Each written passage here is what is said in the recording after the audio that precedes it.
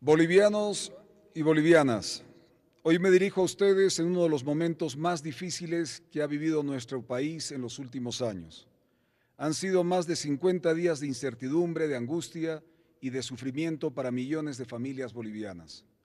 50 días en los que productores no pudieron sacar sus cosechas, transportistas no pudieron trabajar, comerciantes vieron caer sus ventas, trabajadores perdieron ingresos y familias enteras tuvieron dificultades para acceder a alimentos, medicamentos, combustibles, servicios esenciales, niños sin poder ir al colegio, enfermos sin poder ir al hospital. Han sido 50 días que han dejado profundas heridas en nuestra economía, en nuestra convivencia nacional, en la familia boliviana. Y lo más doloroso, han sido 50 días en los que hemos perdido vidas de compatriotas. A esas familias que hoy lloran a sus seres queridos, quiero expresarles en nombre del gobierno y del pueblo boliviano nuestra solidaridad, nuestro respeto y nuestro compromiso para que ninguna diferencia política vuelva a costar una sola vida boliviana. Frente a esa situación, muchos ciudadanos se preguntan por qué el gobierno no tomó medidas extraordinarias desde el primer día de estos conflictos. Es una pregunta legítima y por eso quiero responderla con absoluta sinceridad. Desde el inicio de esta crisis, con pocos meses de gobierno, sabíamos que existía un profundo malestar en muchos sectores del país. Sabíamos que había comunidades olvidadas durante años, productores que necesitaban apoyo, campesinos, transportistas, gremiales, cuentapropistas, muchas juntas vecinales y organizaciones sociales con demandas reales, históricas y legítimas. Y también sabíamos, algo más alarmante, que detrás de muchas de esas movilizaciones comenzaba a operar desde el Chapare con recursos ilícitos, una infiltración política de una organización del pasado, una infiltración de grupos y estructuras que no buscaban resolver problemas de los bolivianos, ni atender demandas sociales, sino iniciar un proceso de desestabilización contra un gobierno elegido democráticamente por el pueblo boliviano. Durante semanas observamos cómo reclamos legítimos eran utilizados por dirigentes y operadores políticos que buscaban transformar una protesta social en una estrategia permanente de confrontación y de ruptura democrática constitucional. Mientras miles de bolivianos reclamaban soluciones y otros intentaban utilizar ese legítimo malestar para construir las condiciones de una ruptura del orden democrático. Por eso tomamos una decisión, la decisión más difícil, la decisión de dialogar antes que confrontar, la decisión de buscar acuerdos antes de recurrir a medidas excepcionales. Porque si hubiéramos actuado desde el primer día utilizando mecanismos de fuerza extraordinarios que el Estado te da, que la Constitución te da, les hubiéramos hecho un enorme favor a los infiltrados del narcoterrorismo para cosechar muerte entre bolivianos. Habríamos tratado igual a quienes tenían reclamos legítimos y a quienes se escondían detrás de ellos para impulsar una agenda de confrontación entre bolivianos. Yo no estaba dispuesto a cometer el mismo error del pasado. No estábamos dispuestos a responder con fuerza a ciudadanos que tenían derecho a ser escuchados legítimamente. Por eso abrimos mesas de diálogo. Por eso escuchamos durante semanas demandas que durante años nadie quiso escuchar. Durante 50 días no dejamos de dialogar un solo día, horas tras horas, escuchando aquellas demandas no solucionadas del pasado. Y hoy puedo decirles que ese esfuerzo valió la pena, porque el diálogo dio resultados. Hemos alcanzado acuerdos importantes con la inmensa mayoría de los sectores que tenían demandas legítimas. Seguimos trabajando con la Central Obrera Boliviana y con múltiples organizaciones sociales en una agenda de desarrollo, empleo, producción y visión del país. Hemos construido una hoja de ruta para resolver problemas históricos que durante demasiado tiempo fueron ignorados. tenemos más de 8.900 proyectos para ser iniciados o para ser entregados, todo un récord histórico en Bolivia. Y gracias a ese trabajo ocurrió algo muy importante. Los sectores que tenían reclamos genuinos comenzaron a retirarse de los bloqueos. Los sectores que querían soluciones aceptaron el diálogo. Los sectores que querían respuestas encontraron puertas abiertas.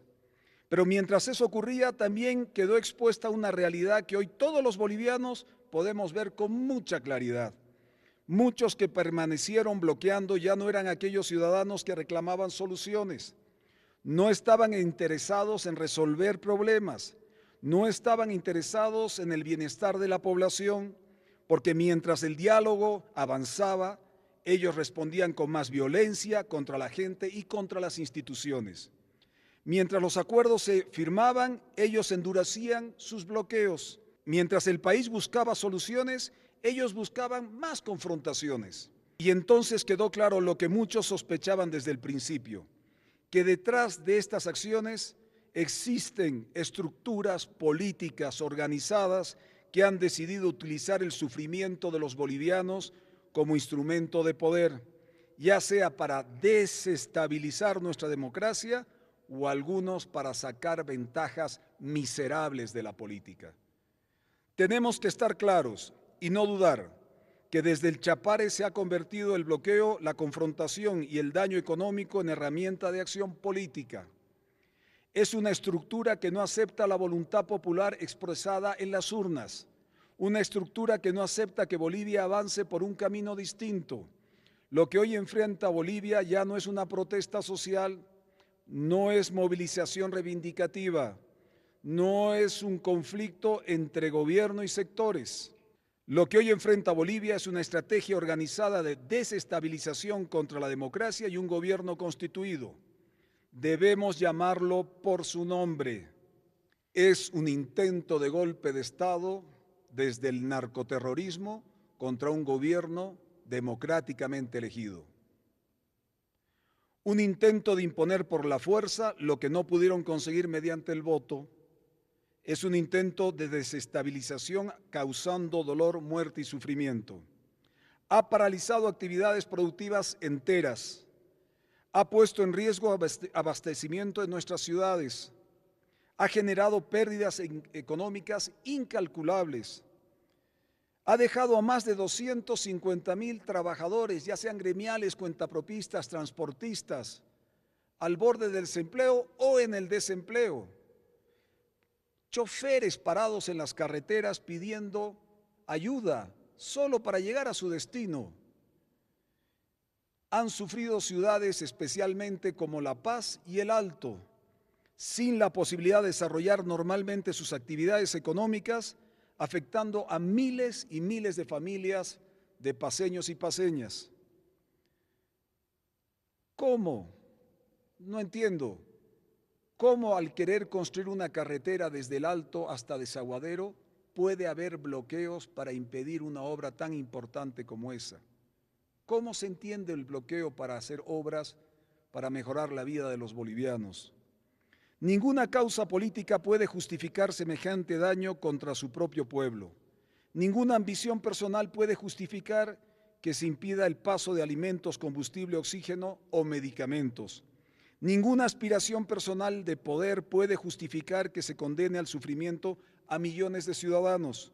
Y cuando un gobierno comprueba que quienes tenían demandas legítimas ya han encontrado un camino a la solución, pero que grupos organizados continúan utilizando la violencia para paralizar un país, tiene una obligación. No es una opción. Es una obligación de proteger a la población, de defender la democracia, de defender la Constitución. La obligación de garantizar que ningún grupo minoritario pueda someter a toda una nación. La obligación de cooperar entre bolivianos. Durante más de 50 días Bolivia demostró paciencia, prudencia y voluntad de diálogo. Buscamos la paz hasta el último momento, porque siempre he creído, y como gobierno hemos creído, que la fortaleza de un gobernante no se mide por la rapidez con la que utiliza la fuerza, se mide por su capacidad de evitarla. Pero también llega un momento en que no actuar deja de ser prudencia y se convierte en irresponsabilidad. Ese momento ha llegado. Por eso, luego de haber agotado todas las instancias de diálogo, de haber alcanzado acuerdos con quienes teníamos demandas legítimas, de haber identificado con claridad a quienes utilizaban la violencia para intentar desestabilizar Bolivia, hemos tomado la decisión de declarar el estado de excepción en todo el territorio nacional. Quiero que los bolivianos comprendan algo fundamental. Esto no es un estado de excepción para restringir la vida de la gente. Es exactamente lo contrario. Es un estado de excepción para devolverle la libertad a la gente, para liberar a Bolivia de quienes utilizan el conflicto político para bloquear carreteras y hacerle daño a la población, para garantizar que lleguen los alimentos a las familias bolivianas, para que llegue combustible a nuestras ciudades, que llegue oxígeno a nuestros hospitales, a nuestros niños que vuelvan a clases, que nuestros trabajadores vuelvan a sus fuentes de trabajo, para garantizar que nuestros productores vuelvan a producir y sus productos lleguen a los mercados. Este estado de excepción no se decreta para proteger al presidente o a su gobierno, se decreta para proteger la democracia y la vida, se decreta para proteger Bolivia, se decreta para proteger el derecho que nos da la Constitución a cada boliviano de vivir bien. No se vive bien bloqueando. He instruido a la policía boliviana, a las Fuerzas Armadas, ejecutar las acciones necesarias para restablecer el libre tránsito, recuperar las carreteras y garantizar la seguridad de la población. A quienes todavía mantienen bloqueo les digo con claridad, aún están a tiempo de desistir voluntariamente. Si tienen demandas legítimas, las puertas del diálogo seguirán abiertas como lo estuvieron desde el primer día. Pero quienes persistan en bloquear, destruir, agredir, intimidar a otro boliviano o desafiar el orden constitucional deberán asumir las consecuencias legales de sus actos. A los violentos se les aplicará todo el rigor de la ley y toda la fuerza legítima que la Constitución y la democracia otorgan al Estado para proteger a sus ciudadanos. Y quiero pedirle al pueblo boliviano que acompañe y respalde el trabajo de nuestras Fuerzas Armadas, de nuestra policía boliviana, en la recuperación de las carreteras, en la protección de la población y en el restablecimiento de la normalidad. Lo hacemos por Bolivia, lo hacemos por todas las familias bolivianas. Pero Bolivia no puede quedarse solamente en la superación de este momento, de esta crisis. Por eso hoy anuncio dos decisiones complementarias. La primera es la creación de una comisión especial para las provincias del Departamento de La Paz, históricamente olvidadas, maltratadas, que tendrán la misión de transformar los acuerdos alcanzados en soluciones y obras concretas para nuestra gente. La puerta del diálogo sigue abierta.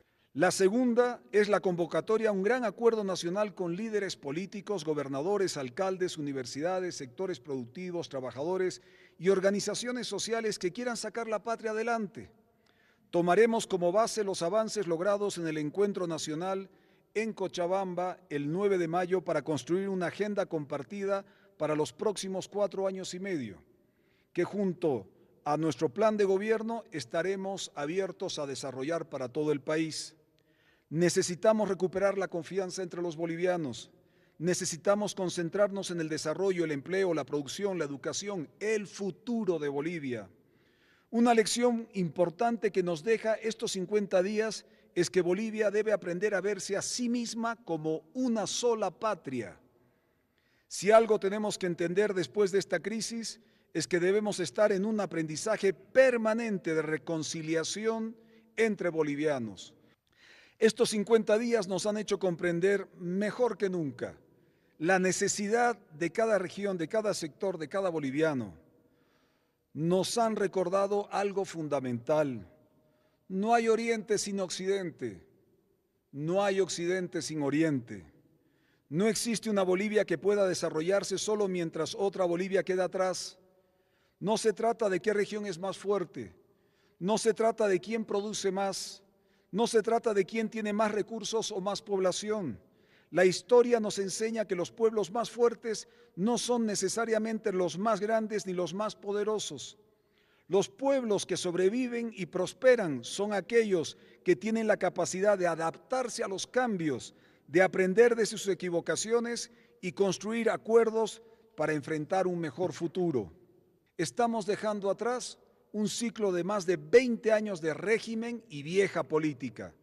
Estamos cerrando una etapa de confrontación permanente, de divisiones artificiales, de enfrentamiento entre bolivianos.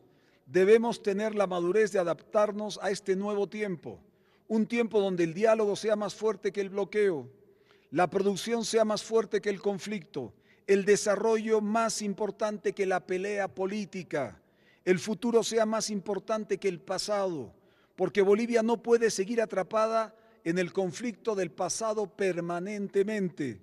Ha llegado el momento de mirar hacia adelante, ha llegado el momento de liberar nuestras capacidades, el momento de recuperar la esperanza, el momento de construir una Bolivia unida, fuerte, democrática y próspera.